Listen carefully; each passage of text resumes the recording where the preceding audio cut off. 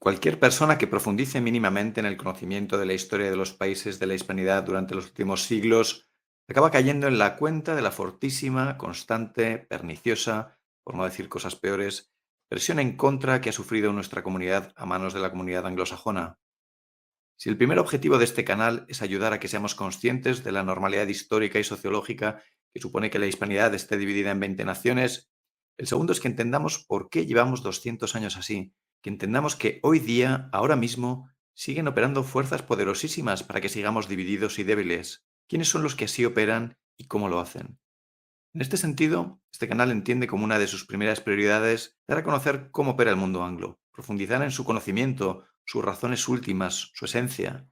Decía Sun Tzu, conoce a tu enemigo y conócete a ti mismo. En 100 batallas nunca saldrás derrotado. Seguramente la primera causa de nuestra postración actual es el completo desconocimiento del principal rival que tenemos enfrente.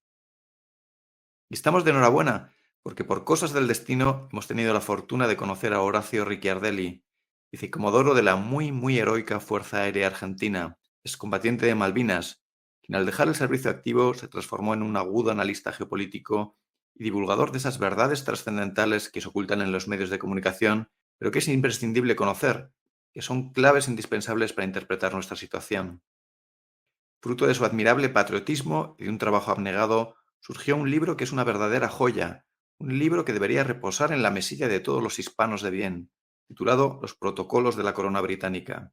Este libro, en sus 700 páginas, descubre gran parte de las claves del operar del mundo anglosajón, desde el decálogo de acción del Imperio Británico hasta las instituciones globalistas más actuales, como el CFR o la Trilateral, desde la guerra psicológica del Instituto Tavistock hasta la financiación y manipulación del terrorismo. Además de incontables y poco conocidos ejemplos históricos que ayudan a abrir los ojos sobre la realidad de la acción del mundo anglosajón, Ricciardelli tiene la difícil virtud de resumir en frases palmarias ciertas realidades fundamentales. De todas ellas, y son muchas, nos quedamos con una, que es la cita del profeta Oseas que dice: «Mi pueblo perece por falta de conocimiento». Este libro es una herramienta valiosísima para desterrar esa falta de conocimiento, y esperamos que esta entrevista a su muy meritorio autor, don Horacio Ricciardelli, ayude a que sea mucho más conocido. Bueno, mi función en el Estado Mayor en operaciones, coordinando lo que serían las misiones con un grupo de camaradas míos sobre Malvinas. Así que después fui condecorado por el Congreso Argentino, por la Fuerza Aérea primero, el Congreso Nacional Argentino. Y me juré que iba a hacer todo lo posible para que la causa nacional en ese momento de Malvinas no decayera. Y que luego me di cuenta recorriendo casi todos los países de América Latina, invitado también, Brasil, Perú, Venezuela, Paraguay, etcétera, me di cuenta que era una causa ya latinoamericana y después hispanoamericana. La persistencia y digamos, la resistencia del pueblo argentino, o del pueblo en ese momento, digamos, de la colonia como era virreinato, los hizo desistir, porque hasta los esclavos, eso no lo entendían los ingleses, decían en su testimonio Beresford, pero si hasta los esclavos negros, dicen, nos combaten en la calle, no tienen nada que ganar, entonces justificando que habían perdido este gran baluarte que era Buenos Aires. Bueno, siempre ejercieron el poder oculto a través de la masonería, inclusive ya antes de las invasiones se habían instalado comerciantes ingleses en Buenos Aires y en Montevideo, y los daños que le produjo a la flota invasora colonialista inglesa fue tremendo, cerca del más del 60, casi 70% de su flota fue hundida, averiada gravemente y sacada fuera de servicio.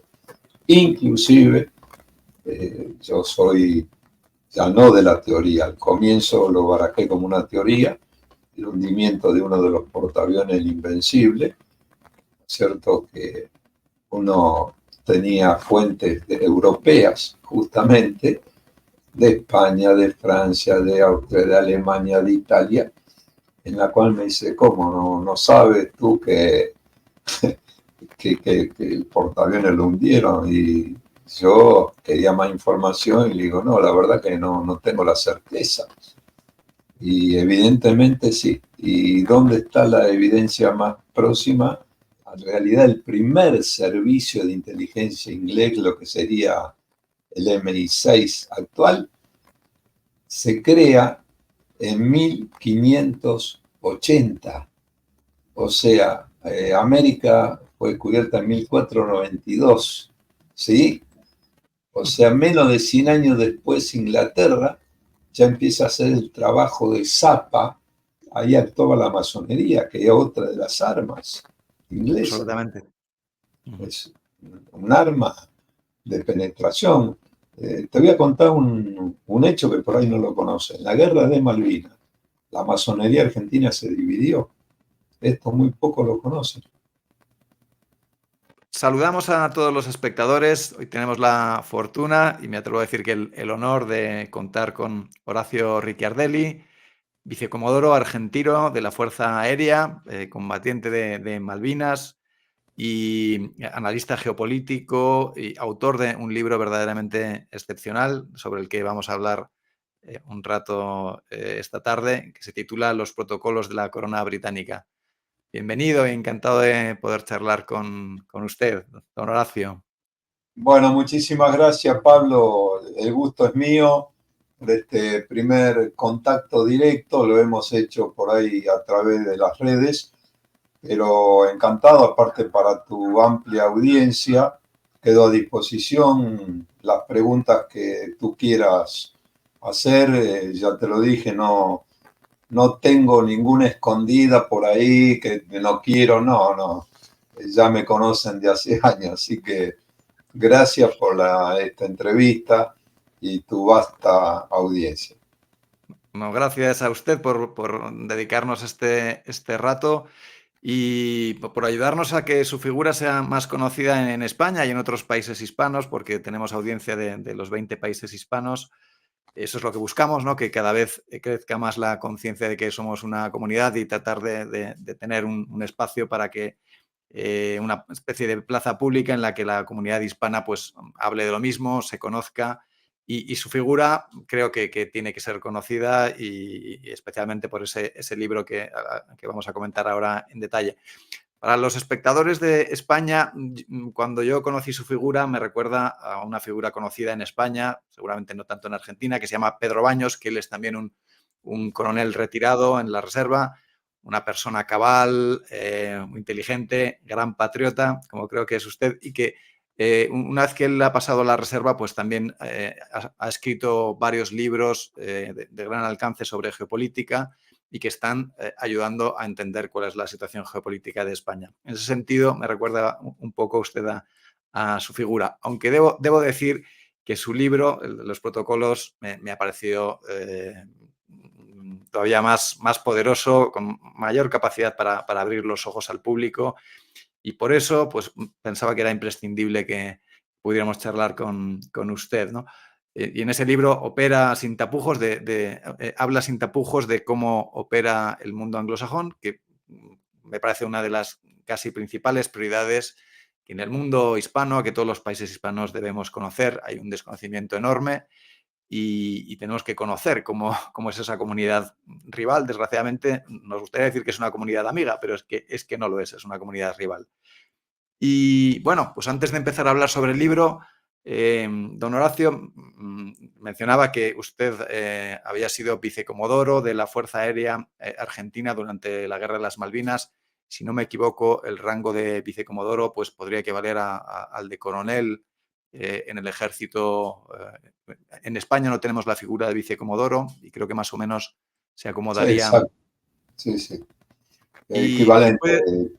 Te quiero aclarar una cosa. El coronel Baños lo conozco virtualmente porque lo saqué varias veces en el programa de radio. Hace 38 años que tengo programa de radio. Y también en televisión tenía Estrategia y Poder, se llamaba en Canal 22 y hasta la pandemia, estuve 3 años, también lo sacamos al Coronel, así que lo aprecio muchísimo y nos hemos deleitado ambos a dos, ¿no es cierto?, con su figura y la profundidad también con que tratábamos los temas con él. Así que lo quiero aclarar, sí.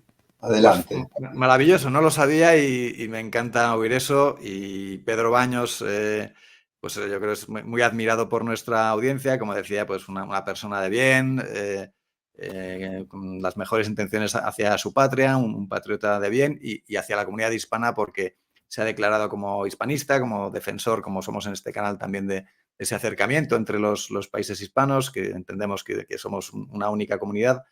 Y me alegra mucho oír esas palabras. Y cuando le decía que su figura me recordaba la de él, pues se lo puede tomar como un piropo porque Pedro Baños pues es muy admirado aquí en España. Ya lo sé, Y, ya lo sé. y pues volviendo, pero bueno, Pedro Baños sí que tuvo, por lo que conozco de su vida, alguna experiencia en el conflicto en Yugoslavia, pero no en una guerra directa como tuvo usted. ¿Cuál fue? Y ha hablado mucho en conferencias, por lo que he podido ver en internet sobre este tema, que lógicamente Oh, pues es un tema capital en Argentina. ¿Cuál fue su experiencia? ¿Cuál fue su papel allí? bueno, mi papel en la guerra, yo era capitán en el último año, estaba cursando la Escuela Superior de Guerra Aérea y el día anterior al 2 de abril, el 1 de abril, no nos dijeron cuál era la misión estratégica, pero nos dijeron que a las 3, 4 de la mañana teníamos que salir en vuelo y ir al sur en distintas unidades operativas de la Fuerza Aérea. Y así fue. Así que llegamos a Comodoro Rivadavia, ¿no es cierto? Y Comodoro Rivadavia está en la provincia, eh, digamos, para que se ubique en el mapa en Chubut. Y a partir de ahí se empezó a desarrollar toda una tarea de instalar, ya se había producido la Argentina la recuperación de las Malvinas el 2 de abril y el 3 de abril estábamos ya en Malvinas organizando lo que sería el Estado Mayor en operaciones, que luego se llamó la Fuerza Aérea Sur. Y vamos a operar desde ahí el comando estratégico. Y bueno, dado que se nos truncó la alargue de la pista del puerto argentino porque el bloqueo de los submarinos nucleares, la pista había que llevarla en buque, era una pista de aluminio que se iba a instalar en la base Marambio de la Antártida, de la Fuerza Aérea, y se iba a transportar en estos buques. Cuando se tiene la notificación de que habían 6 submarinos, 5 de ellos nucleares, ya ejerciendo el bloqueo naval, y bueno, no se pudo y pasamos a Comodoro Rivadavia a funcionar desde ahí. Yo tuve ahí una triple función porque yo soy aparte licenciado en ciencias de la meteorología y también crucé en varios vuelos a Malvinas y también, bueno, mi función en el Estado Mayor en operaciones, coordinando lo que serían las misiones con un grupo de camaradas míos sobre Malvinas. Así que después fui condecorado por el Congreso Argentino, por la Fuerza Aérea primero, el Congreso Nacional Argentino. Bueno, soy autor de muchísimos artículos.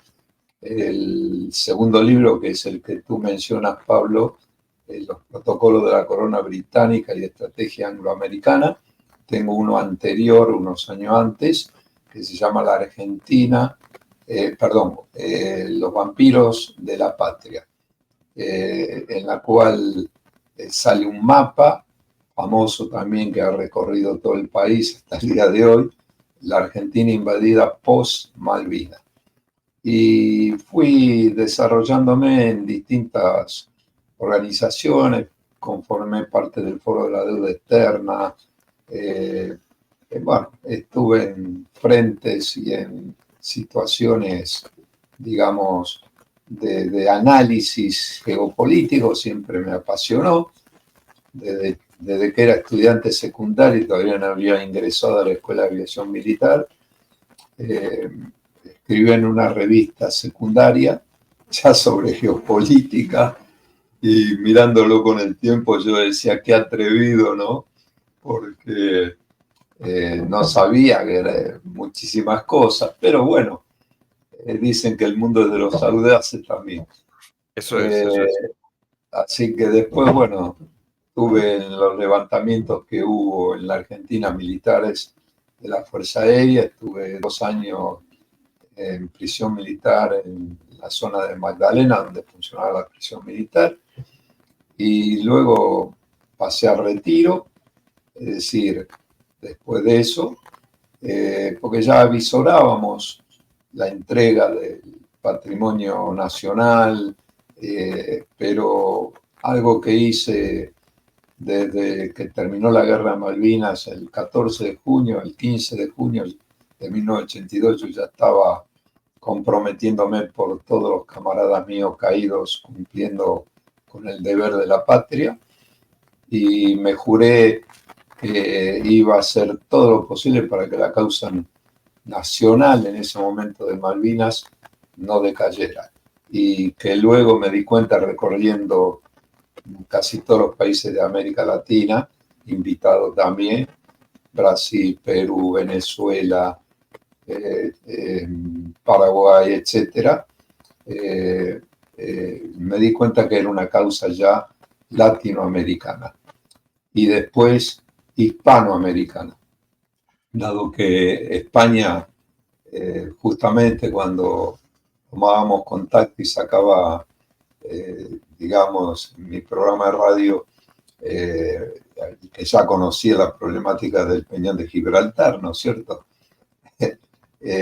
Bueno, todo eso me inspiró para el segundo libro, que es Los protocolos de la corona británica, con el coautor, que es fallecido, Luis Schmidt, que me ayudó muchísimo en la recopilación e investigación de datos fidedignos, y yo no voy a lanzar un libro, y menos en la radio lo hago siempre, si no tengo confirmado que no sea una fake news o una noticia falsa, no la voy a lanzar. Bueno, y me dediqué a escribir muchísimo y a desarrollar toda la temática y a investigar cada día, hasta el día de hoy, realmente lo que fue la Guerra de Malvinas. La Guerra de Malvinas, digamos, para los argentinos, está inscrita en los moldes de oro. Desde que éramos virreinato del Río de la Plata, sufrimos 3 invasiones inglesas, una sobre Montevideo, que era parte del virreinato Uruguay, la República Oriental del Uruguay, sobre la gran aldea de Buenos Aires, 2 invasiones inglesas, 1806 1807, cada vez con mayor integrantes del ejército inglés, en la cual ya habían derrotado en Trafalgar a la Armada Invencible, que era la Armada Española, y se querían apoderar del virreinato y de los virreinatos de América hispánica. Luego de esos acontecimientos, también la Guerra de la Independencia, en la cual se mantuvieron los lazos comunicacionales, pero dado que España estaba invadida en ese momento por Napoleón, bueno, no había gobierno prácticamente en los virreinatos, al menos en el Río de la Plata, y ahí se decidió, digamos, emanciparse, porque ese es el verdadero término. Como cuando uno llega grande de la familia y se va de la familia, pero no pierde las ligazones.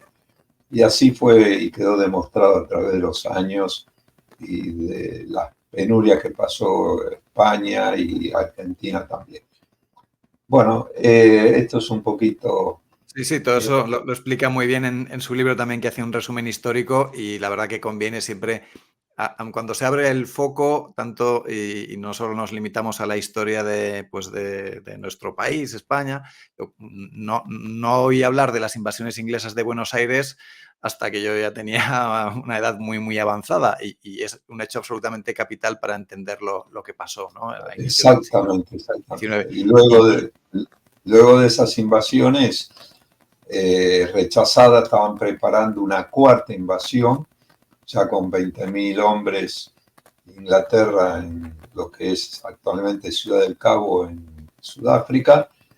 Y bueno, murió el primer ministro en ese momento, en la cual en las tres anteriores fueron rechazadas con una connotación, nunca dejaron de ser piratas, se llevaron los todo el tesoros, oro, todo el oro, sí. todo el oro, las Qué joyas, inteligente. ocho carrozas hicieron desfilar en Londres con toda la riqueza que serían, nosotros hicimos un cálculo hace un año, estamos hablando de una reserva, como dirían ahora, de más de 400.000 millones de dólares. O sea, Claro. y dejaron seca al virreinato del Río de la Plata. Sí, Es sí, sí. decir, o sea, no dejaron de ser piratas. Eh, Hay dos hechos notables en esto, sobre las dos invasiones sobre Buenos Aires. La primera, o sea, la segunda sobre el virreinato, pero esta la primera sobre Buenos Aires, dirigida por Carl Bereford, ¿no es cierto? Que fue a donde robaron todos los tesoros, pese a que habían sido sustraídos de Buenos Aires y habían sido mandadas a la Al localidad interior. de Luján, unos 70 kilómetros de Buenos Aires, y no hubo ningún empacho. Pero en esa invasión, en esa primera, digamos, la cantidad de efectivos fueron cerca de 4.000 efectivos ingleses. Eh, Tuvo que la persistencia digamos, la resistencia del pueblo argentino, o del pueblo en ese momento, digamos, de la colonia como era el virreinato, eh, los hizo desistir, porque hasta los esclavos, eso no lo entendían los ingleses, decían en su testimonio Bereford, pero si hasta los esclavos negros, dicen, nos combaten en la calle, no tienen nada que ganar, entonces justificando que habían perdido este gran baluarte que era Buenos Aires. Y eso sí, lo compensaron por los tesoros mandados a Inglaterra, y en la segunda también a cargo de Whitelock, con 12.000 hombres ya, y también, si Fueron bien, rechazados. Sí, sí. digamos, en un comienzo tuvieron éxito, pero luego la resistencia del pueblo pudo más y fue rechazado, y se estaba preparando la tercera con 20.000 hombres, y cambia el ministro, muere, el ministro, digamos, del Foreign Office, o de lo que eran relaciones exteriores, y dicen no, es evidente que al virreinato no lo vamos a conquistar militarmente. Tenemos que accionar sobre dos pivotes, que es la diplomacia y la economía, o la hacienda en ese momento. Esto determinó que hasta el día de hoy, salvo interregnos fructíferos para Argentina, que es cuando más despega de la influencia inglesa, salvo esos interregnos históricos, bueno, siempre ejercieron el poder oculto a través de la masonería, inclusive ya antes de las invasiones se habían instalado comerciantes ingleses en Buenos Aires y en Montevideo. Y bueno, después de ese hito fue el hecho de Malvinas, 1833, comienzo de enero, el 3 de enero de 1833, cuando por el solo derecho de la fuerza hacen, digamos, ostentación de usurpar y erradicar desde el gobernador, que ya llevaban más de 21 gobernaciones, dependiendo en ese momento, cuando ya era independiente la Argentina, la Confederación Argentina, que estaba el brigadier general Juan Manuel de Rosas, dependía Malvinas directamente de lo que era la gobernación de la provincia de Buenos Aires.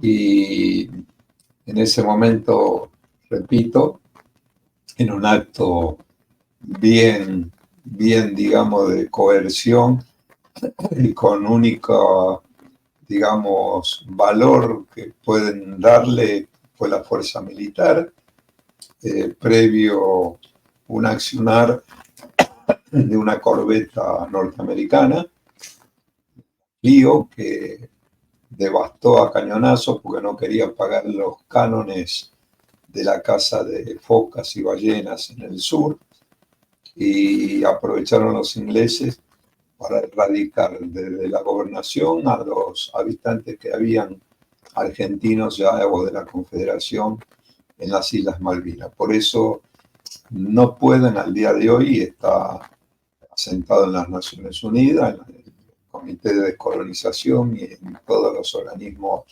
donde la Argentina diplomáticamente reclama, no pueden gestionar lo que ellos llaman la autodeterminación, porque los kelpers, como decimos nosotros, aclaro, kelper es un alga que prolifera mucho en esa zona de Malvinas y son parasitarias.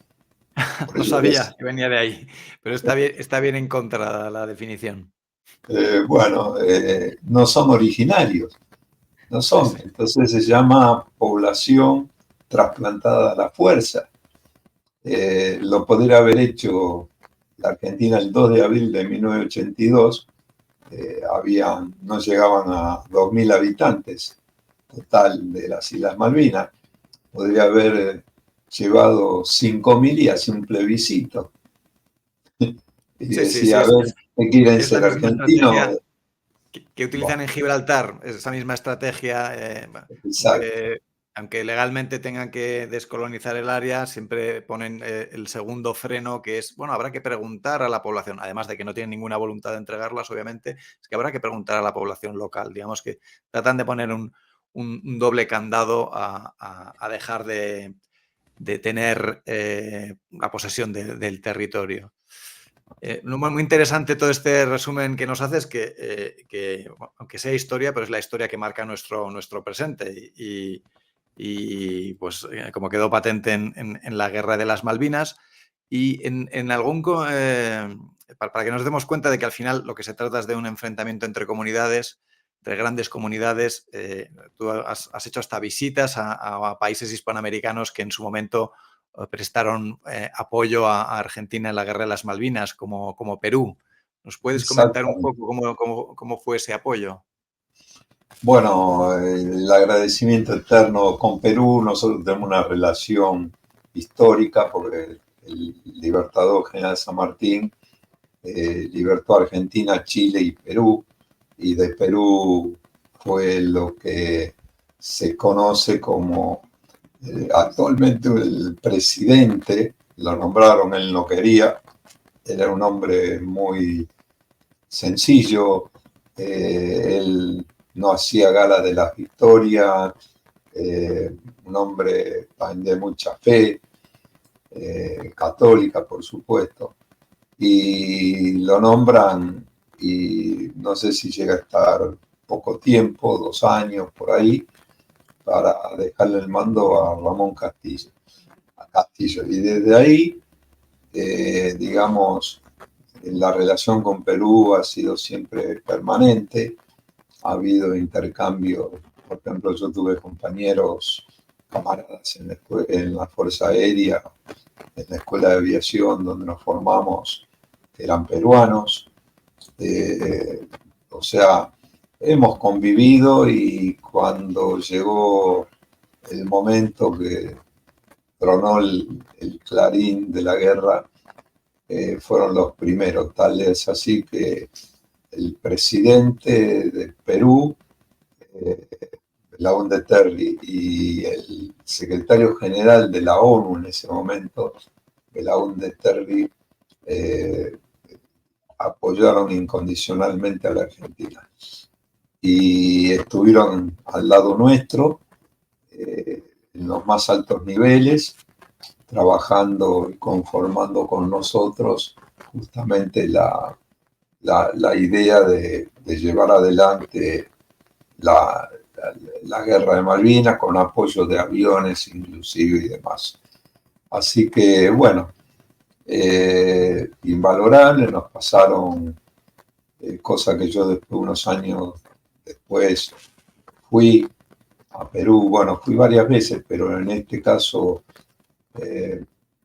por motus propio, fui a rendir homenaje, hablé con el presidente, hablé con la esposa del presidente, que era argentina, era de la provincia de Córdoba, y me abrieron las puertas, hablé con el vicepresidente, que era un marino, y bueno, realmente emocionante porque pude conocer por primera vez a uno de los pilotos de los flamantes aviones cazabombarderos Mirage, de los 10 que tenía recién comprado Perú, pasarlo a la Argentina, con la insignia argentina. Los pilotos eran peruanos, pero con los buzos de vuelo, todo argentino, por si había alguna dificultad que cayeran en otro territorio, no lo identificaran, porque esto iba a incrementar el conflicto ya directamente con la intervención de Perú, más siendo el secretario general de las Naciones Unidas, como decíamos, Pérez de Cuellar, evidentemente iba a trastocar, que yo no sé si no hubiera sido por ahí lo deseable, porque ahí lograba ya todo el apoyo, si bien apoyó Venezuela, también con todo, bueno, Cuba, hasta Libia en su momento mandó misiles, es decir, levantó una bandera contra el imperio y el imperialismo inglés o angloamericano muy grande, que no podían permitirlo eso. La Argentina en ese momento en el orden militar sería una potencia de segundo orden, número 33, andaba en ese rango, y los daños que le produjo a la flota invasora colonialista inglesa fue tremendo, cerca del más del 60, casi 70% de su flota fue hundida, averiada gravemente y sacada fuera de servicio. Inclusive, yo soy ya no de la teoría, al comienzo lo barajé como una teoría, el hundimiento de uno de los portaaviones, el Invencible, cierto que uno tenía fuentes europeas, justamente, de España, de Francia, de Austria, de Alemania, de Italia, en la cual me dice, ¿cómo no sabes tú que el portaaviones lo hundieron? Y yo quería más información y le digo, no, la verdad que no tengo la certeza. Y evidentemente sí. ¿Y dónde está la evidencia más próxima? Hace unos años, cuando Inglaterra empezó ahora con 6 empresas offshore, que se llama exploración y explotación del petróleo fuera de las costas, o sea, en el mar, hicieron todo un relevamiento de lo que se llaman tumbas de buques hundidos en la Primera Guerra, en la Segunda Guerra Mundial, porque hubo batallas en Malvinas, circundante en el mar, y Malvinas. Y da la casualidad que una de las coordenadas, cuando la miro, la veo, las coordenadas, latitud, longitud, Digo, pero si ahí es donde fue atacado el Invencible. Y el Atlántico Sur es inmenso. Es como encontrar una aguja en el pajar. Y justo en la misma latitud dicen que era un buque de la Segunda Guerra Mundial. Ya. No, no, Y muy no, curioso. Yo pensaba que había quedado inutilizado, muy dañado, pero que pues semanas o meses después había llegado arrastrado hasta algún puerto donde se le había intentado arreglar, pero no. no, Y no, no. El tema fue que para mí hubo tres portaaviones, dos en actividad de guerra y otro de auxilio, porque el Invencible tenía dos portaaviones gemelos. ujú. El Ah, Ark Royal y el otro, el Queen no sé cuánto, eran gemelos. ah. Y entró 8 meses después a puerto de noche, en la oscuridad, a Southampton, en Inglaterra. Eh, Así que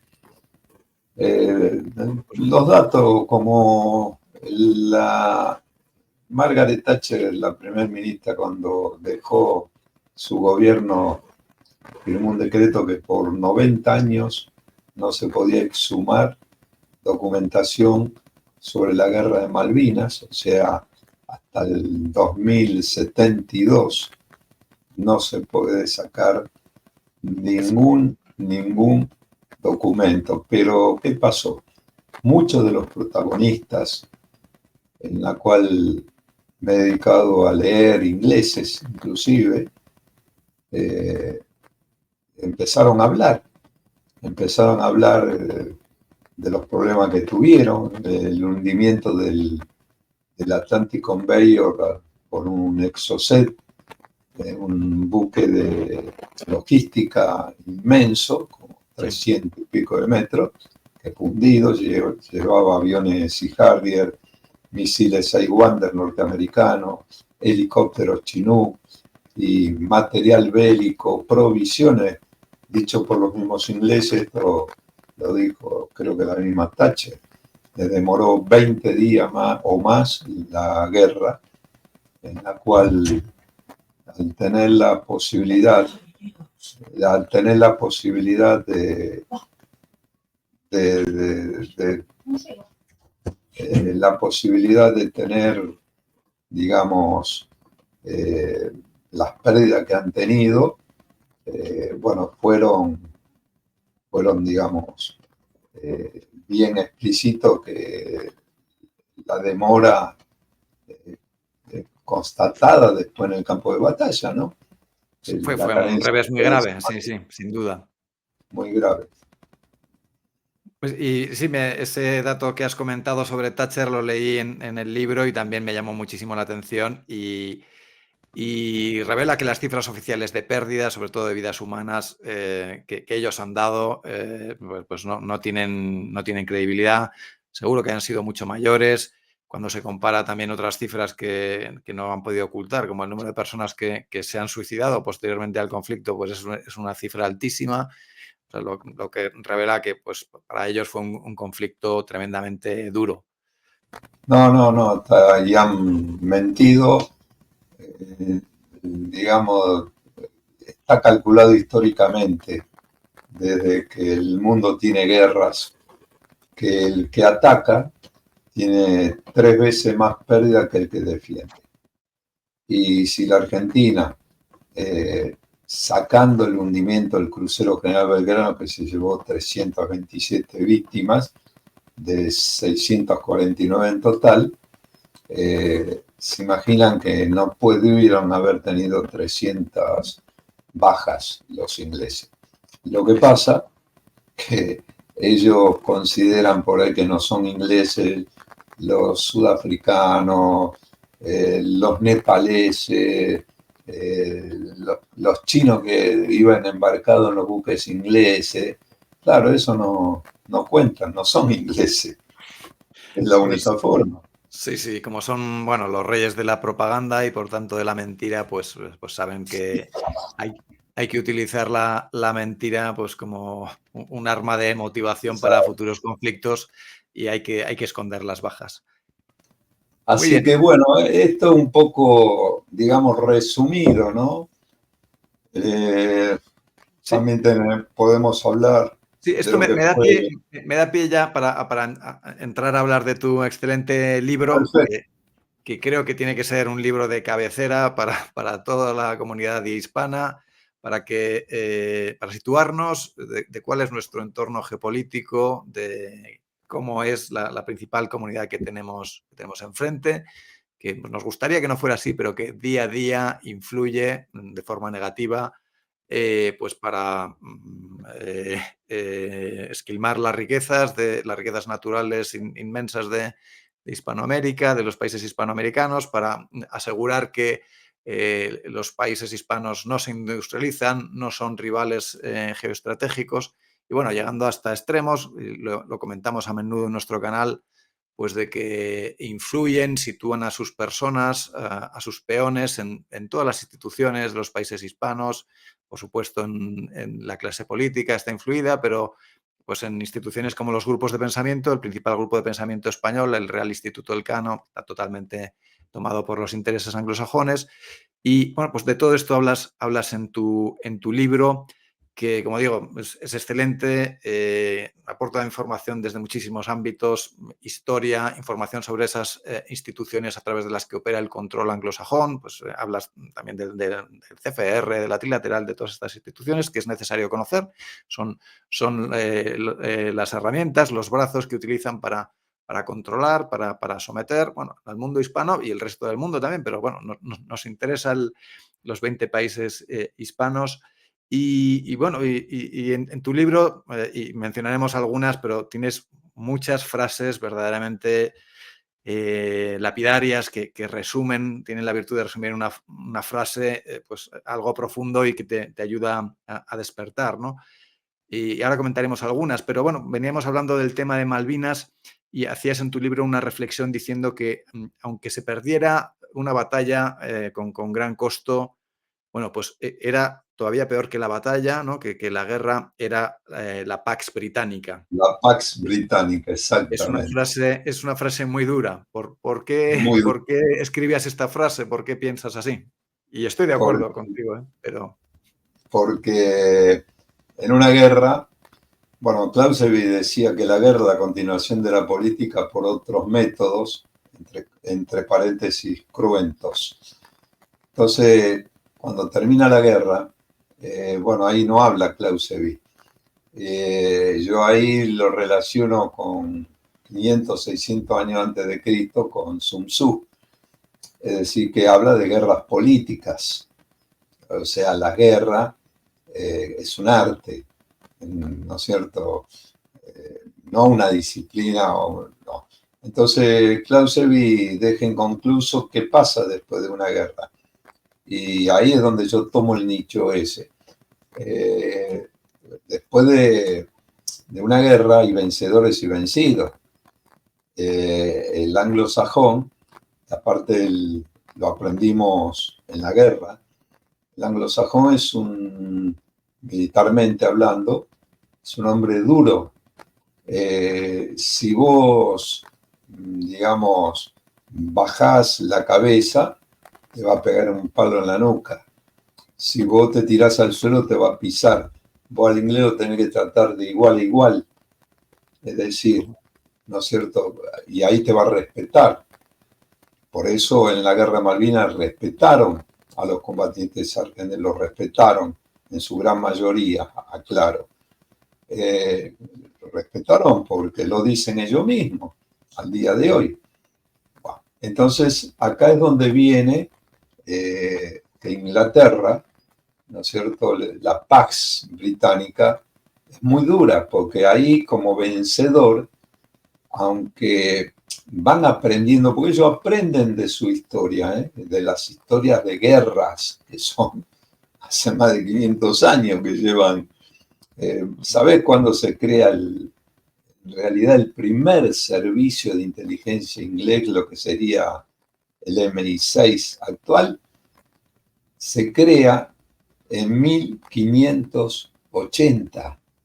O sea, América fue descubierta en 1492, ¿sí? O sea, menos de 100 años después, Inglaterra ya empieza a hacer el trabajo de zapa, o sea, de inteligencia exterior Con sobre Sir España. Walsingham, ¿no? Creo recordar el nombre. Sir Walsingham, exactamente. Sí, Sí, sí, sí, sí, esto es para increíble. tener una idea.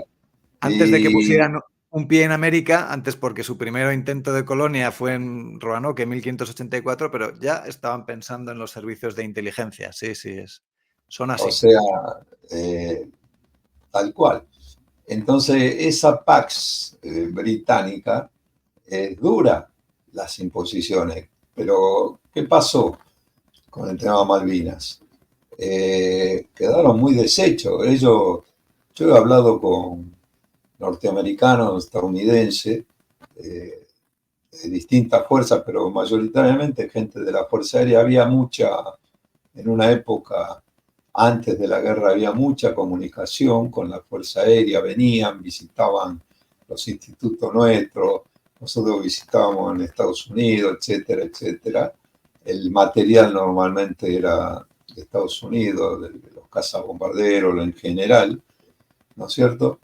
Y hablando con ellos, después de la guerra de Malvinas, me decían, pero ustedes saben lo que han hecho. Y sí, sí, sabemos. No, no, y con admiración lo decía, con admiración. Dice, ustedes han hecho una cosa imposible. Dice, en ese momento Inglaterra era la tercera potencia. Y digo, sí, fue apoyado por ustedes. Le digo, si no le daban toda la logística, los misiles, los aviones, le había vendido Inglaterra a la Infantería de Marina norteamericana, que tiene aviación, le había vendido 200 Sea Harrier, ¿sí? O Harrier, y le entregó unos pocos y el resto lo tuvieron que mandar para reponer las pérdidas. Por eso digo que las pérdidas fueron enormes. Por eso el yankee que sabía, me dice, ¿saben lo que ustedes han hecho? Contaban con mucha información, cuentan con mucha información. Bueno, aparte de darle la información satelital, cosa que también nosotros recibimos por, digamos, lugares insólitos, si bien teníamos, digamos, la, la accesibilidad satelital, pero no el manejo de los satélites. Y, por ejemplo, los rusos mandaron 8 satélites en la guerra de Malvinas, espías, o sea, parte de los datos venían para la Argentina. Gente en Estados Unidos, no puedo decir al día de hoy, pero que estaba en la NASA, en ¿Ah, sí? altos cargos, eran Wow, argentinos, muy curioso. nos, nos enviaban bajo cuerda y se iban a transmitir a 60, 70 kilómetros de ahí del Cabo Cañaveral, se iban a transmitir información para pasarnos a nosotros. Pero la misma que le llegaba a los ingleses de Estados Unidos, Claro, porque claro. nadie se pregunta cómo ubicar un buque, aunque sea una flota, en la inmensidad del Atlántico Sur, que conoce el Atlántico Sur. No es fácil, Sí, no sí, es sí, fácil. sin duda. Y bueno, eh, por eso cuando termina la guerra, Inglaterra maltrecha. Otro dato, Pablo, significativo que siempre yo tomo como ejemplo, ¿no? ¿Cuántas películas hicieron los ingleses sobre la guerra de Malvinas? Es cierto, es cierto. Sí, sí, sí. No, yo no conozco ninguna, sí. Ninguna, porque los mismos yanquis nos decían, los ingleses no pueden hablar, si no era por el apoyo nuestro, no pueden hablar, decían eso. Entonces salió maltrecha de la guerra. ¿Qué necesitaba después de la guerra de Malvinas? Necesitaba espacio y tiempo. Necesitaba el espacio para el dominio ¿no es cierto?, de lo que había ejercido militarmente, pero que había quedado maltrecho, y el tiempo necesario para aplicar su estrategia sin tiempo, ¿no es cierto?, famosa estrategia sin tiempo. Para eso necesitaba negociar con la Argentina un tratado que se da 8 años después de la Guerra de Malvinas, en 1990, febrero de 1990, y lamentablemente, bueno, en 1989 se gestiona en Londres a través de dos traidores, uno en la presidencia y el otro en relaciones exteriores argentino, Menem y Cavallo, que siempre fue ministro de Economía, un cipayo redomado, como digo yo, se hizo designar ministro de Relaciones Exteriores para lograr ese acuerdo que no fue tratado, fue un acuerdo, y se firmó en Madrid en 1990, que era lo que necesitaba Inglaterra para aplicar la Pax Británica. Necesitaba recuperar no solamente las pérdidas, el manejo de la importancia que tenía geopolítica, no solamente Malvinas, el Atlántico Sur, por su proyección hacia la Antártida, el Polo Sur. Y no lo niegan porque los ingleses tienen una cualidad, como digo yo. Las cosas las dicen. Y cuando ellos integran, ahora ya no, por el Brexit, fuera de la Comunidad Europea, se fueron, pero cuando pertenecían a la Comunidad Europea, que entraron entre gallos y medianoche, porque tú sabes, Pablo, que cuando se firma el acta de constitución de la Comunidad Europea, no fue aceptada por todos los miembros europeos y se dio como válida en Portugal, Sí. ¿no es cierto? Entonces, los ingleses ponen dentro de lo que es, ellos llaman territorios extracontinentales, o sea, por no decir, seguimos siendo colonialistas, a Malvinas, Georgia, Sangre del Sur y la Antártida, que se reservan el derecho, como hay un tratado antártico vigente hasta creo que el 2042, 42, el tratado antártico está vigente, no puede hacer reclamaciones de soberanía, pero se reservaban el derecho hoy o mañana y potestad sobre la Antártida toda, porque ellos pretenden un sector de la Antártida que abarca el sector argentino totalmente, el sector chileno totalmente, superpuestos los dos. O sea, no es casualidad. Por eso Malvinas cobra un dimensionamiento muy grande. ¿Por qué? Porque del otro lado, ¿qué tiene? Nueva Zelanda, Australia, con lejanías mayores a la Antártida que la que tiene Argentina y Chile, que son los dos únicos países del Cono Sur que pueden tener una proyección, y así es, aparte de la continuación de la cordillera de los Andes bajo el mar Antártico, comprobada que después reaparece en parte en la Antártida. O sea, ese es el gran proyecto geopolítico y lo incluyen en la Constitución Europea como territorios extracontinentales. Y ahí aprovechan también otros países que tenían colonias a poner algunos de sus territorios, creo que eran 20 y pico de territorios. Pero fundamentalmente lo que quería Inglaterra era, digamos, Malvinas. Asegurarse ese apoyo, ¿no? Sí, sí. La cosa que al irse, por conveniencia, porque, bueno, en el libro lo digo, Inglaterra hay 10 principios que maneja. Sí, es brillante esa parte, sí. Ojo, hay uno más ahora que no está en el libro, Pues nos lo tienes que explicar. El número 11 que lo descubrí hace 2 años dando los cursos en la provincia de Córdoba, ¿no? En dos fundaciones que doy siempre, casi todos los años cursos. Y bueno, ahí descubrí el número 11. ¿Cuál es el número 11? Tanto Inglaterra como Estados Unidos, cuando fijan un objetivo estratégico, no lo bajan, lo van a mantener. Así pasen 50, 100 años, 200, pero en el interín ganan lo que decíamos recién con Malvinas, espacio y tiempo. ¿Por qué? Porque de esa forma, ¿no es cierto?,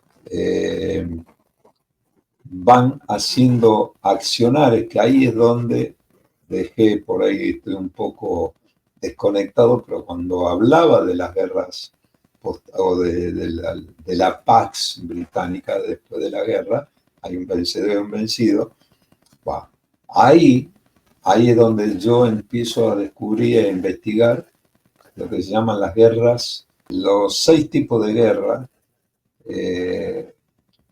Cuando empiezo los cursos con los jóvenes, sobre todo, que es lo que más me interesa, para mantener esta línea en Sí, continua, digamos, vitalidad, por decirlo así, le pregunto a los jóvenes, ¿estamos en guerra? Argentina, ¿no? En este caso. Y me dicen, no, claro que no, no, están equivocados. sí, sí. Y eso es Están algo equivocados. que leyendo tu libro, a menudo en el canal hablamos de hay una guerra cultural entre las comunidades y tú hablas de guerra política y me di cuenta que no estamos en una guerra cultural, que también estamos en una guerra política. Cuando Exacto. Inglaterra coloca peones suyos en nuestras instituciones para que se obre en contra de nuestros intereses, es que hay una guerra política. Pues esto a mí me ha resultado revelador y haces una descripción súper detallada de lo que implica la guerra política y recuerdo ahora que haces un símil con la figura de un arco y bueno, al final es toda la sociedad, toda una comunidad reflejada en el arco y digamos las Fuerzas Armadas pues son la punta de la flecha, Eso es lo ateniente a la defensa nacional. Eso es un discurso en el año 47, 1947, del general Perón en la Universidad de La Plata, que habla sobre defensa nacional. Con respecto a las guerras políticas, son 6 guerras, en la cual está la cultural, está la de inteligencia y contrainteligencia, la de organizaciones, sea del tipo que sea, sociales, políticas, las guerras psicológicas o de influencia sobre la mente, ¿cierto? Un camarada mío, el general Racana, ha escrito los 2 últimos libros maravillosos sobre el dominio de las mentes, ¿no es cierto? Sí, En la cual es clave la comunicación, la psicología, el la Instituto Tavistock, psicología, que también lo mencionas tú, por supuesto. o sea, esos tipos de guerra son cuando le digo a los chicos, digo, estamos en guerra porque ustedes no la ven, pero están permanentemente las 24 horas del día accionando, en la cual somos los países hispanoamericanos ingenuos en mucho de esto. Absolutamente. En la Es la cual, palabra y estoy 100% de acuerdo contigo. Nuestra ingenuidad y tenemos que despertar a la ciudadanía de ese letargo, de esa, no sé cómo llamarle, no quiero ser despectivo, pero sí, dormidera sería sí, dormidera, sí, sí, pero las o, a consecuencias ver, son tan negativas que por eso estamos hablando aquí. Disculpa, Horacio. no, no, no, no, y por eso ahí nosotros llegamos hace años a la conclusión que tanto las derechas como las izquierdas anglo son manejadas, cobran, yo digo siempre, cobran en la misma ventanilla. Entonces, cuando quieren atacar por derecha, en lo económico, el liberalismo, el neoliberalismo, etcétera, etcétera. Cuando quieren atacar por izquierda, en lo social. Como acá hubo un hombre, como independientemente del juicio de valor que puedan tener algunos, fue el gran geopolítico, que fue Perón. Él la tenía bien clara, acá no se trata de derecha ni izquierda. ¿Por qué yo no puedo tener un modelo de defensa de la identidad nacional, de la soberanía, de la identidad, etcétera, y a la vez la justicia social, que aparte están las encíclicas Rerum Novarum en adelante de la Iglesia Católica? Yo hice una vez un trabajo comparativo entre lo que era la justicia social desde el punto de vista de la Iglesia con la doctrina nacional justicialista, ¿no es cierto? Y el 90% es, digamos, Coincidente. elaborada en base a eso. Ujú. Por eso, digamos, es importante saber cómo trabajan. Si yo no conozco a mi enemigo, dice justamente Sun Tzu, si yo conozco a mi enemigo Sí, sí, eso es. y no me conozco yo, tengo un 50% de perder. Eso es absurdo. No sé si de las 6 guerras políticas que mencionabas, ¿te quedaba alguna por describir? Y quedaba, bueno, nombré la de masas, la de masas, o sea, Masas. el manejo de las masas, Ujú, ujú. o Y sea, lo que hablabas, sería la psicoguerras, o sea, cómo influyen a través de los medios de difusión, por ejemplo. sí, es clave, es clave. Hablabas ahora de conocer a la comunidad rival, conocer al enemigo, y en tu libro la verdad que das unas claves que son, bueno, abracadabrantes y que realmente te explotan la cabeza y te hacen abrir los ojos, ¿no? Y entonces, te recuerdo dos que son brillantes y decías que en 1856, mientras los hombres del litoral de Buenos Aires estaban peleándose entre ellos, ¿no? Herbert Spencer fundaba el Royal Anthropological Institute. En realidad era una fachada del 1859, perdón, 1859. 59, pues lo he anotado mal, disculpa. Que este Nosotros instituto... estábamos en plena guerras intestinas Ajá. y estaban peleando, digamos, la Federalistas, batalla, sí. la batalla de Cepeda y Pavón, dos batallas muy significativas, eh, justamente de lucha entre lo que sería la independencia y la dependencia, por decirlo así. Y había una cañonera inglesa, estaba el embajador inglés esperando el resultado porque ya de antemano había negociado que fuera quien fuera el ganador, porque ahí actuaba la masonería, que es otra de las armas inglesas. Absolutamente. Ujú. Es un arma de penetración. Te voy a contar un hecho que por ahí no lo conocen. En la guerra de Malvinas, la masonería argentina se dividió. Esto muy poco lo conocen. Sí, no he oído nunca. Se dividió, claro, porque había muchos extractos, sobre todo dentro de lo que es la expresión militar en la Argentina y de extracción liberal, habían unos cuantos que eran masones, innegable, siempre lo ha habido y los habrá, no sé, hasta ahora, digamos, más o menos sigue habiéndolo. ¿Y qué pasó? Pasó que tenían que tomar determinación, o sos argentino O eres o contra sos, Argentina, si es o que... sos pro inglés. Sí. Y se llegó a dividir, hubo enfrentamientos dentro de la masonería. Esto me lo contaba un ex masón, te aclaro, argentino. Bueno, claro, es que en esas situaciones o, o es blanco o negro, y entonces lo que suele hacer la masonería de tratar de influir para favorecer el interés anglosajón sin que se note mucho, pues en una situación de enfrentamiento abierto no se puede mantener y claro, llegarían a esa división que comentas. Sí. tal cual, tal cual. Y después, cuando vos mencionaste los grandes grupos internacionales, el CFR, el RIAE, es lo mismo en Inglaterra, el Real Instituto de Asuntos Exteriores, y en Estados Unidos el CFR, el Council Foreign Relations, están en casi todos los países del mundo, a través de enquistados en las cancillerías. La Argentina, digamos, está enganchada muchos diplomáticos en el CFR o el RIAE, que Sí, fija como, directrices. O sea, después tenés el Ditchley Group, tenés bueno, todo toda la panoplia esta que hay de intereses ingleses, porque esa es la guerra que yo le decía a los chicos, ustedes dijeron que no había, bueno, miren si tienen para entretenerse. sí, sí, esas instituciones son pues los tanques de la guerra política que comentábamos, ¿no? Esas instituciones son las que ejecutan esa guerra política.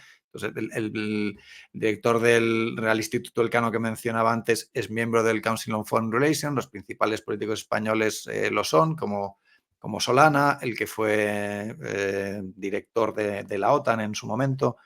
Exacto, Y bueno, pues les manejan, les gestionan gracias a todas estas instituciones. Volviendo al ejemplo este de 1859, que no sé si hemos terminado de contarlo de cara a los espectadores, pues o mientras comentabas tú que había una guerra dentro de Argentina, los ingleses fundan un instituto antropológico que en realidad es una fachada de los servicios secretos para hacer inteligencia cultural en Argentina. tal cual. Y porque son, claro, necesitan como uno de esos 10 principios que tú mencionabas, que es divide y vencerás, que lo llevan ejecutando 500 años, claro, para poder vivir en El una primer sociedad, principio, es el primer dividir. principio. Es el primer principio. Para poder vivir en una sociedad tienen que conocerla. Y entonces, por eso, la antropología, el conocimiento, y tú mencionas en tu libro también otro ejemplo que a mí me dejó boca abierto, y es pues, que antes de la Segunda Guerra Mundial, pues una sociedad de arquitectos ingleses había visitado amistosamente Alemania y habían descubierto que Dresde era una ciudad en la que la mayoría de las casas tenían, pues estaban Madera, construidas en madera. de ¿Y madera, qué pasa unos años después? Pues el monstruoso bombardeo de Dresde, que no sé si mueren 200.000, 300.000 personas con bombas tal cual. incendiarias, que la mayoría, porque no tenían objetivos militares ni industriales, sino que la mayoría fueron víctimas civiles, mujeres, niños, ancianos. Bueno, pues veamos un poco la perfidia de la pérfida Albión o del mundo anglosajón, que bueno, pues utiliza esa información, sabe lo valiosísima que es la información para después utilizarla en acciones de este tipo, ¿no? Y eso me lleva a reflexionar sobre, bueno, y lo haces tú en tu libro de, dices, bueno, ¿cuándo Argentina o los países hispanos hemos enviado antropólogos a conocer cómo son pues los ingleses o los estadounidenses, ¿no? Eh, Ahí ¿qué, qué, hay qué claros ejemplos. importancia tiene la inteligencia en esta guerra política, en esta guerra cultural? ¿Qué importancia tiene la inteligencia, Horacio? Muy importante. La inteligencia, por ejemplo, yo otra de las preguntas clave cuando interrogo a los alumnos y le pregunto quién era Charles Darwin. Entonces uno me dice el de la teoría de la evolución, otro me dice un gran investigador de la naturaleza, etcétera, etcétera. Y le digo nada más. Entonces me dice, ¿por qué? Aparte, y claro, eh, es como le daba la explicación. Si yo quiero conocer el país o los países más adelantados, como es la construcción de la bomba atómica o un desarrollo espacial, no voy a mandar a alguien que no conozca el métier, lo voy a mandar al tipo más capacitado. ¿Y qué hizo Darwin? Y ahí fue cuando le digo, todo un relevamiento de la Patagonia argentina y chilena, y pero fundamentalmente argentina, maravilloso. con lujos de detalle. Es más, hay gráficos, no había fotografía todavía en esa época, en la cual se retrata, por decirlo así, en eso, con los habitantes de la Patagonia, que eran los zonas, los patagones, que eran gigantes, eran tipos de más de 2 metros de altura, y él se ve que era bajito, así que le llegaba a la mitad. Están las litografías. Bueno, Darwin hizo todo un relevamiento extenso de la Patagonia, sus costumbres, basado justamente en ese Real Instituto que se forma en 1859 en Londres, en la cual en el libro está menos de una paginita, cuál es el objeto de la creación de este instituto, y lo dice clarito: conocer la sociedad, conocer las religiones que imperan, los mitos, la cultura, la comida. Es una cosa, digamos, una tarea de inteligencia, pero plena, ¿no? Plena. Y en base a eso, después buscan, digamos, las grietas, por decirlo así, Sí, sí. hasta en lo más mínimo, hasta lo O sea, más mínimo. cuando se habla de la pérfida Albión, pues es por estas cosas, ¿no? Yo creo que a los hispanos, pues esto, que en el fondo es como anticipar la maldad, nos parece casi inconcebible, pero tenemos que saber que otras comunidades lo hacen, o sea, quieren conocerte para conocer cuáles son tus puntos débiles, conocer cuáles son las grietas, como mencionas, las cuerdas de las que poder tirar. Y esto me recuerda, también un periodista español menciona a menudo un refrán que creo que hay, no sé si en los países árabes, que dice que si ves a dos personas pelear es que la noche anterior les visitó un inglés. Bueno, pues bueno, pues esa es su forma de pensar, y su comportamiento no es de una persona, sino su comportamiento como comunidad. Entonces, que seamos conscientes, y justo me viene a la mente también otra de las frases para enmarcar de tu libro, que es una frase del profeta Oseas, que la Oseas, tengo por aquí, que Oseas, dice: mi pueblo perecerá por falta de conocimiento. tal Una cual. frase dramática, pues contra eso queremos luchar, ¿no? Sí, sí, encabezo, digamos, el libro. Este libro, los protocolos de la corona británica, lo encabezo con esa frase bíblica: mi pueblo perecerá por falta de conocimiento. Y por eso hay que tener al pueblo sumido en la mayor ignorancia o entretenido en los vicios, en lo que sea, en lo que sea. Entretenido. Y después enfrentarlos internamente. Cuando decía el principio número 11, que cuando fijan un objetivo estratégico no lo van a bajar, no significa que se queden quietos, sino que por el otro lado van a azuzar guerras intestinas, enfrentamientos internos, revoluciones, guerras fronterizas, etcétera, etcétera. O sea, accionan de tal forma en la cual, digamos, queda que en el tiempo van a lograr sus objetivos. Es decir, el que no entiende esto, no conoce la idiosincrasia inglesa o la de la clase dirigente inglesa. Porque el pueblo inglés también está Lo muy sufre, sí, aislado. la élite anglosajona, que, y además sorprendentemente, pues tiene un carácter muy parecido, pues el Reino Unido y Estados Unidos, como vemos constantemente, y aunque puedan tener sus enfrentamientos entre ellos y tal.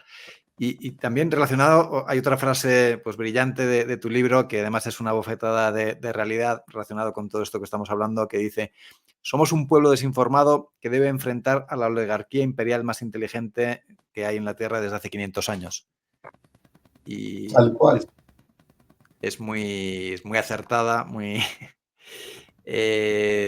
asusta un poco, pero bueno, y la pregunta No, es que no, ¿cómo se puede abordar ese enfrentamiento? Porque ese es el reto que tenemos por delante. ¿Cómo podemos claro, claro. abordarlo? Claro, cómo abordarlo. Y ahí hay que abordarlo primero conociendo. Vos fíjate una cosa, los ingleses no son amantes de escribir, por ejemplo, no tienen constitución escrita, ¿sí? Ujú. Sí, sí. Los grandes geopolíticos ingleses, Mackinder, digamos, todos los que han de alguna forma marcado el concepto de dominio marítimo, que es el gran objetivo de dominio mundial de esos 500, casi 600 años. Es decir, si uno no conoce, por eso lo resumí comienzo en 10 principios, que son 11, repito, ahora, y si no conocemos, porque lo aplican a rajatabla, pero lo aplican en lo militar, lo aplican en lo diplomático, lo aplican en lo económico, lo aplican en lo psicosocial. O sea, son clave para saber cómo van a actuar. Si vos no conocés cómo actúa tu enemigo, tu adversario, lo que sea, y mal podés conocer hoy o mañana las medidas que tenés que tomar. Es decir, una forma de abordar es que se conozca ese accionar. Por eso cuando decíamos, nosotros, hablo en general en Hispanoamérica, mandamos gente a Londres, mandamos gente a ver cómo. Mira, yo he tenido experiencias muy gratas, está claro, eh, en la cual eh, muchas fuentes que tenía eh, eran argentinos, eh, intelectuales, trabajadores, pero una cierta capacidad de conocimiento, en la cual se metían en lugares, en Londres inclusive, por ejemplo, una B1 se metió en las conferencias de lo que era la OTAN, en la cual una cosa increíble, pero no porque eran espías, no, como muchas de esas cosas eran abiertas. Se metió y pudo dilucidar cosas de futuro. Es decir, no. Por eso hay que abordarlos con conocimiento. Hay que conocer cómo van a operar, que es anticiparse eso, a, a sus proyectos en desarrollo. Y después, por supuesto, por eso uno de los programas que tenía en televisión se llamaba Estrategia y Poder. Es decir, si no manejas el concepto de estrategia es, digamos, es intangible, la estrategia es, digamos, no tiene a veces hasta lógica, o sea, el que no domina un poco el concepto de estrategia, tampoco va a dominar, que viene asociada con el poder real que está como justamente también lo menciono, cuando un rey de Inglaterra que brindaba buenos servicios a su pueblo y al consejero le dice, pero ¿por qué no me quieren? ¿Por qué si yo le estoy dando todo lo que quieren? Y el consejero le dice, porque usted tiene que mirar detrás del trono. ¿Qué le quería decir con esto? Ujú. El poder no estaba en él, estaba atrás. Ajá. Ah, curioso. Curioso, ¿no?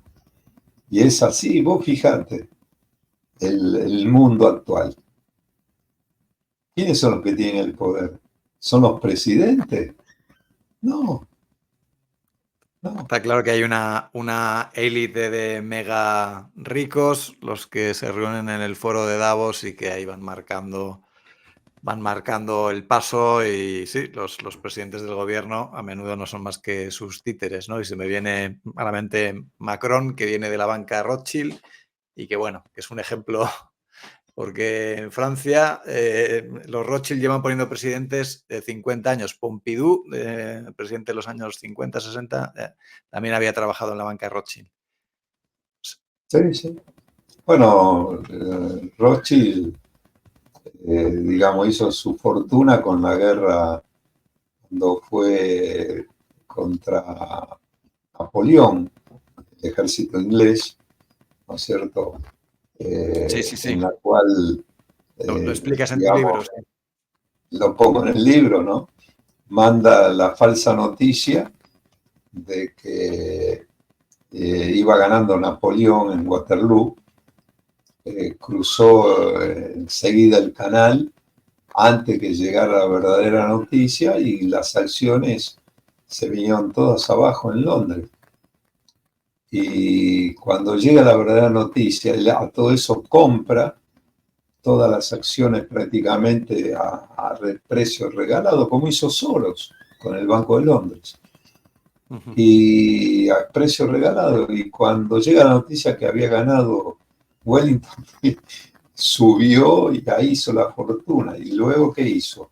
Distribuyó en sus 5 hijos, uno en Londres, otro en Francia, otro en Alemania, otro en Italia, otro en Austria, creo que era el otro. Los distribuyó para el manejo de la banca. ¿Y qué financiaban a través de eso? Las guerras que le convenían, aunque fueran en contra de los intereses del país donde ellos estaban. Sí, O sea, sí, y 200 años así, porque, bueno, muchos analistas geopolíticos como Alfredo Jalife, pues mencionan que detrás de BlackRock y de Vanguard, pues están los Rothschild, los megafondos de inversión que prácticamente tienen medio mundo. Cualquier empresa, todas las empresas del IBEX 35 en España, pues casi todas tienen participaciones mayoritarias, además participaciones de control. Los grandes bancos, las eléctricas, tal, tienen participaciones de esos megafondos. Bueno, totalmente, sí, sí, sí. sí, sí. Y bueno, vamos acercándonos ya un poco al final de la entrevista, que no te queremos robar tampoco demasiado tiempo, aunque es No, un gusto, un interesantísimo charlar gusto. contigo, Horacio. Pero hablabas tú de pues, que para saber los siguientes pasos que que van a dar desde el Reino Unido, desde el mundo anglosajón, pues hay que conocerles y antes hablamos un poco de la proyección que ellos quieren tener hacia la Antártida, hacia la Patagonia. ¿Cómo ves tú el escenario futuro hacia la Antártida, también hacia la Patagonia? ¿Qué señales está dando el Reino Unido? ¿Qué se puede hacer para evitar movimientos de apropiación ilegítima? Bueno, la Argentina, en el caso de Argentina, no hablo de Chile porque Chile está muy dependiente de Inglaterra antes de la guerra de Malvinas, porque habíamos tenido un conflicto con Chile en el extremo sur por el Bigle. Desde esa época adoptan Uy. posicionarse a favor de Inglaterra. Esta es la realidad. Lo he conversado con geopolíticos chilenos, incluso. Digamos, los dos países que tienen pretensiones por derecho de proyección y cercanía son Argentina y Chile sobre la Antártida, el Polo Sur. Pero Chile se ha volcado desde el conflicto del Bigle en 1978, unos años antes, pero el punto álgido fue en 1978. Se ha volcado al apoyo inglés y en la guerra de Malvinas apoyaron con inteligencia, apoyaron por todos los medios habido y por haber a Inglaterra. Lo han reconocido hasta los propios ingleses. Tenían un destacamento de inteligencia que había no me acuerdo si un brigadier de la Fuerza Aérea inglesa, que estaba en Chile dirigiendo todas las operaciones de inteligencia para detectar la salida de los aviones argentinos, Sí. por ejemplo, etcétera, etcétera. Sí, sí, sí, es muy, O muy sea, no lo lamentable, cuento, pero claro, bueno. no lo cuento digamos, como gran aliado cuando debería ser, porque Por ejemplo, en el año 47, 1947, estaba gobernando acá Perón y en Chile el general Ibáñez del Campo. Y firman un acuerdo sobre la Antártida. Fue el primer tratado antártico internacional, en la cual dice, ¿para qué nos vamos a pelear entre nosotros si acá tenemos enemigos comunes que pretenden todo el sector nuestro? Absolutamente, eso tenemos que partir siempre de eso, ¿no? De que tenemos que ayudarnos, reforzarnos y estrechar lazos en todos los países Exacto, hispanos. exacto. Ujú. Exacto. Y bueno, fue el pie que se dieron cuenta después de casi 10 años después que se empezó a hablar del Tratado Antártico que se oficializó en 1962 por ahí. Es decir, la Argentina siempre ha dado muestra de unidad, pero ¿cuáles son las pretensiones de Inglaterra, como lo decíamos hoy? Es decir, se adelantó cuando pertenecía a la comunidad europea, se adelantó en ponerle nombre a todo el polo sur y le llamó Tierras de Elizabeth o Isabel II, la reina que murió hace poco. Se le puso nombre a todo el polo sur. Ahí ya empecé a saber cuál es la pretensión geopolítica. Por eso, Malvinas es un enclave de dominio del pasaje Atlántico-Pacífico y Antártico, porque incluye el mar Antártico y la Antártida, por lo sur. O sea, sino qué racionalidad tiene a 12.000 kilómetros de distancia la ilógica de mantener un enclave colonialista hasta el día de hoy, que la única, digamos, razón de ser para ellos es la fuerza militar, que ahora es una base de la NATO. Se ha transformado ya en la guerra de Malvinas. A mí me tocó hablar con un prisionero inglés, un aviador naval, y en el buzo de vuelo, en la insignia, no decía Great Britain, decía NATO, Sí, ajá, que me llamó la atención. sí, O sí. sea, ya se había extralimitado. La NATO fue creada como represalia o como contrapartida del Pacto de Varsovia, acordémonos cuando existía la ex URSS. Ujú, sí, sí. ¿Y qué hacían estos lares ya? Es decir, y ahora es una base militar la más poderosa que hay en el Atlántico Sur, en la cual está también apoyado por Estados Unidos por conveniencias geopolíticas, ¿no es cierto? Manejo de los dos océanos, el pasaje. El día que el canal de Panamá es vulnerable en un conflicto, pues ahora tuvo problemas por la sequía del niño y la Cierto, niña. cierto. Sí. ¿Te imaginas vos si es atacado, digamos, con bomba o lo que sea? Lo desactivan enseguida. ¿Y por dónde van? Van a tener que pasar por el sur, Sí, sí, sí, sería o sea, por el estrecho de Drake, por el estrecho de Magallanes o el Beagle, o sea, no hay otros pasos. otra ruta, sí. Eh, Aparte del control de esas rutas. Es la proyección, no es lo mismo de 12.000 kilómetros en el hemisferio norte, proyectarse hacia la Antártida que proyectarse a pocos mil y pico de kilómetros, un poco más de las Islas Malvinas. No, no,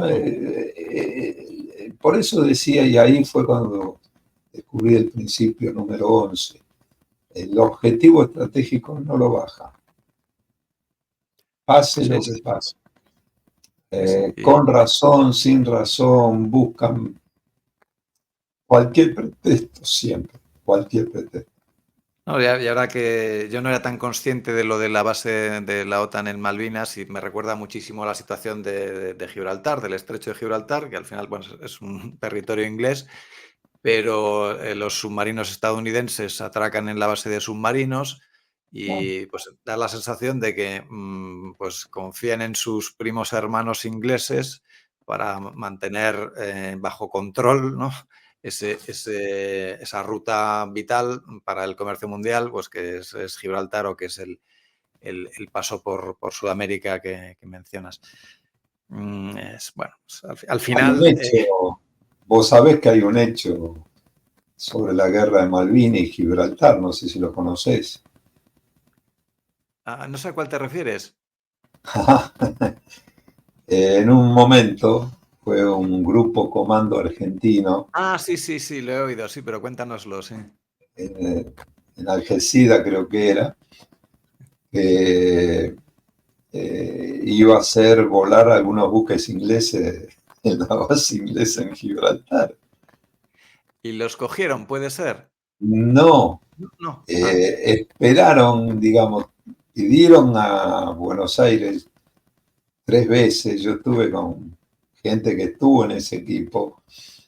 3 veces pidieron la orden, o sea, afirmativa, y no se la dieron. Y los servicios españoles dijeron, muchachos, ya están detrás de ustedes, ya los ingleses en cualquier momento los van a apresar. Pues es que sabía que España les había colaborado, pero no recordaba la Ah, historia ah, detallada, sí, sí. ¿Y por qué no sí. les dieron la orden de actuar? Ah, esas son, como yo digo, hechos intrincados de la masonería.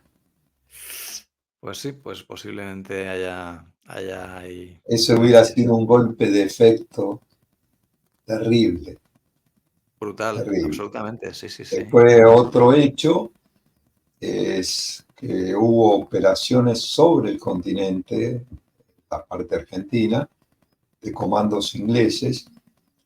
Estados Unidos le puso una sola condición a Inglaterra en la Guerra Malvinas, que no atacara directamente el continente, porque se le volvía toda América Latina en contra. Ujú. Esa fue la condición. Entonces, subrepticiamente, se llamó el operativo Nikado, que justamente estoy con algunos realizadores de cine, están haciendo toda una recopilación. Hubo combates, hubo muertos ingleses en territorio argentino, esto muy poco sabe, Sí, muy poco sabe. sí, sí.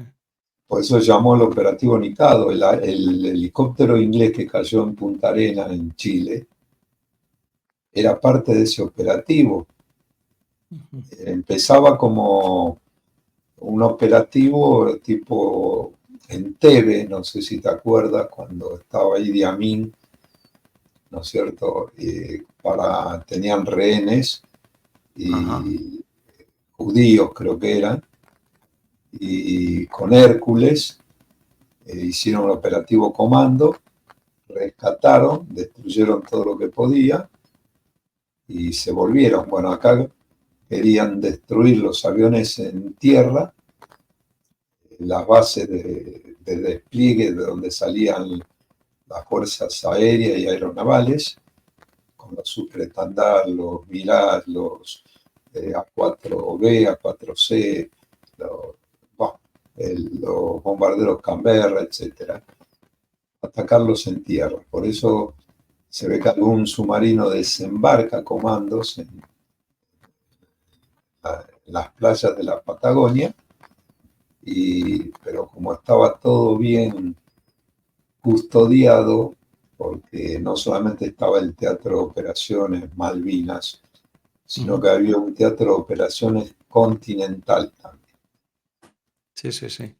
O sea, podemos hablar de eso largo y tendido también. Muy bien, no, Pero pues, súper interesante.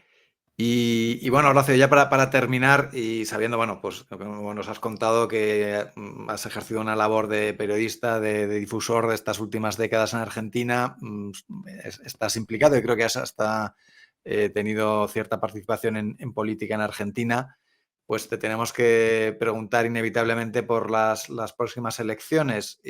Parece que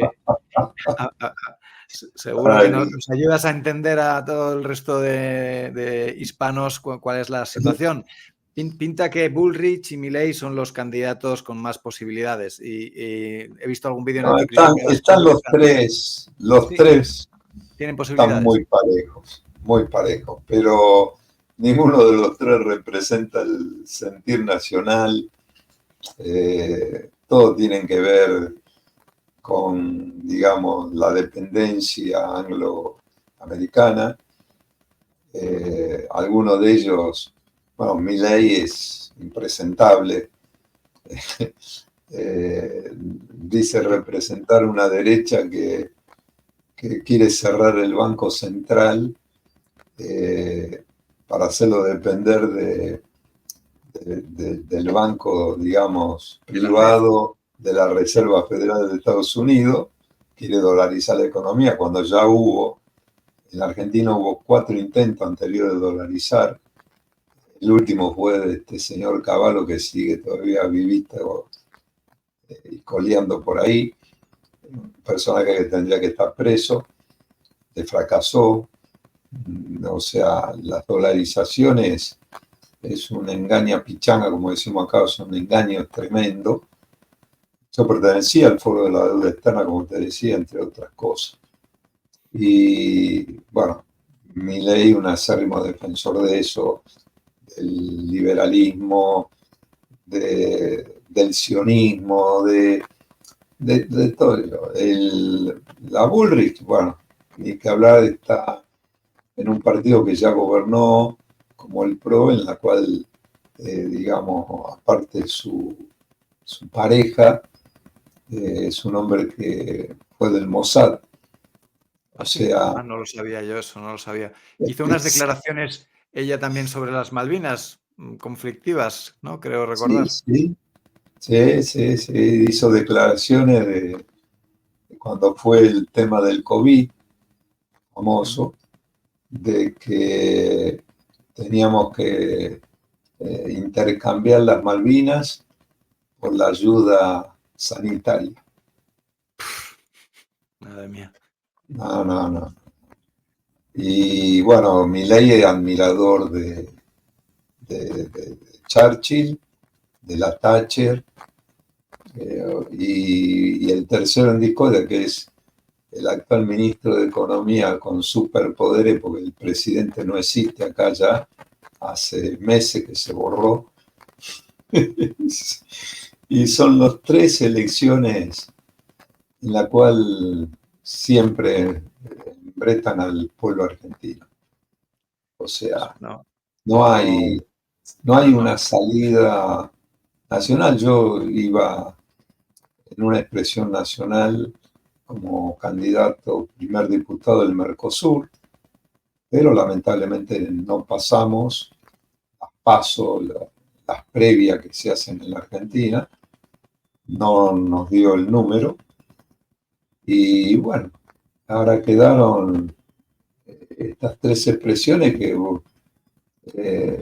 así como hubo en las PASO una gran abstención, voto negativo que se llama, el 40, la primera fuerza fue el voto negativo, o sea, los que no fueron votaron en blanco o anularon el voto. Un Y 40%, ¿no? Algo así, en total, ¿no? 40%. En alguna provincia más todavía, 44%, casi la mitad de los votantes. Cosa que se puede volver a repetir. Y el que gane de los tres, el que gane, va a manejar con digamos, las tres cuartas partes del pueblo argentino en contra. Esta es una realidad. No, Sí, sí, nadie sí. tiene definido, digamos, porque ellos toman los porcentajes en base al voto positivo que se llama. O sea, no a la cantidad del padrón electoral inscripto, sino a los que van, los que no anulan, qué sé yo, y los porcentajes dan mucho menos. Si dicen ganó por el 30 y pico por ciento, en realidad no llega al 20 y pico por ciento. Y va a tener en contra después todo el espectro. O sea, no es muy halagüeño el Sí, porvenir. el futuro a corto plazo, y la verdad que no cuesta entender cómo no se tiene una visión un poco más clara de la geopolítica, y que todas las opciones que se estén barajando, esos tres candidatos, pues estén absolutamente sorbidos por la opción geopolítica anglo, ¿no? Cuando además, pues cada vez pues los BRICS son más fuertes, queda claro que vamos a un mundo multipolar, entonces cuesta entender que no haya otras opciones. Pero bueno, pues para eso también hacemos esta charla, ¿no? Para que se reflexione, se difunda, se extienda la idea de cuál es la situación geopolítica de los países hispanos, de Argentina, de la comunidad hispana, y cuáles son las otras comunidades y cómo nos influyen. Pues esperemos que poco a poco vaya calando el mensaje. Así es, y bueno, vamos a ver qué pasa en octubre.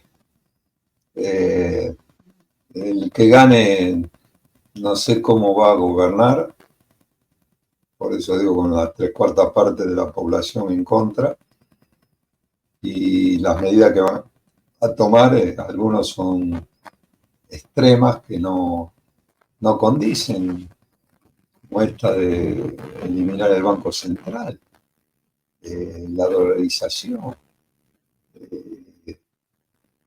la eliminación de un montón de cosas que fueron, digamos, conquistas sociales de muchos años.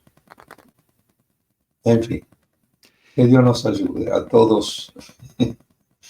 Sí, no parece un momento fácil para la Argentina, pero bueno, deseemos que la situación mejore y vaya lo mejor posible, pues que haya la Argentina productiva, trabajadores, salga adelante. Es una nación admirable. O sea, la verdad que el capital humano de Argentina es admirable, los intelectuales argentinos. Aquí en España yo también tengo muchos compañeros de trabajo que lo son, pues, profesionales excelentes, súper implicados, súper trabajadores, y nos da pena ver que Argentina no es lo que de forma natural debería ser. Es un país rico, boyante, pujante, que ayudara a toda Hispanoamérica, a toda Sudamérica a ir adelante, un polo económico, un polo cultural, que lo es porque la No, intelectualidad argentina nos ilumina, y pues queremos ver a una Argentina pues rica, próspera y pujante.